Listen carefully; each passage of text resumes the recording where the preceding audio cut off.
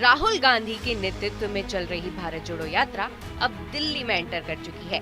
इसके साथ ही कांग्रेस नेता प्रियंका गांधी और सोनिया गांधी भी इस यात्रा में शामिल हुए।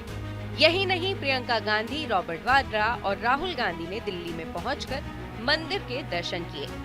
इसी बीच अब यात्रा के दिल्ली में प्रवेश करने की वजह से दक्षिण पूर्वी दिल्ली के कुछ हिस्सों में ट्रैफिक भारी रूप से प्रभावित हुआ। दिल्ली में प्रवेश करने के बाद यात्रा सुबह 11 बजे आश्रम चौक पर रुकी और 1 बजे फिर से शुरू हुई। यहाँ ये यात्रा 23 किलोमीटर की दूरी तय करेगी और लाल किला पर समाप्त होगी।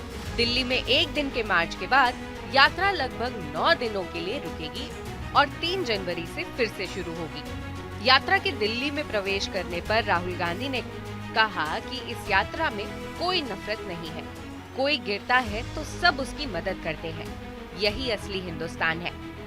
बीजेपी और आरएसएस का नफरत भरा हिंदुस्तान नहीं।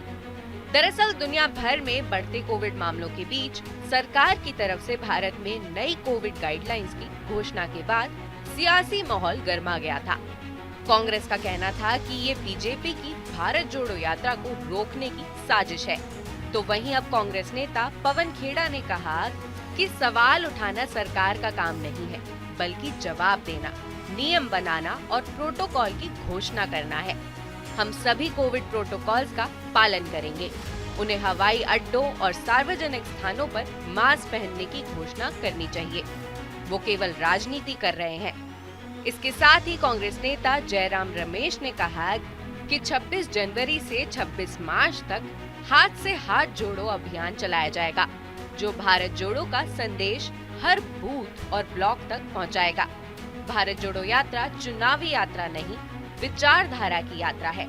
तो अब देखना ये होगा कि कांग्रेस जिसे विचारधारा यात्रा बोल रही है, वो असल में 2024 के चुनाव पर कितना असर डालती है और क्या ये यात्रा 2024 के नतीजे तय कर पाएगी।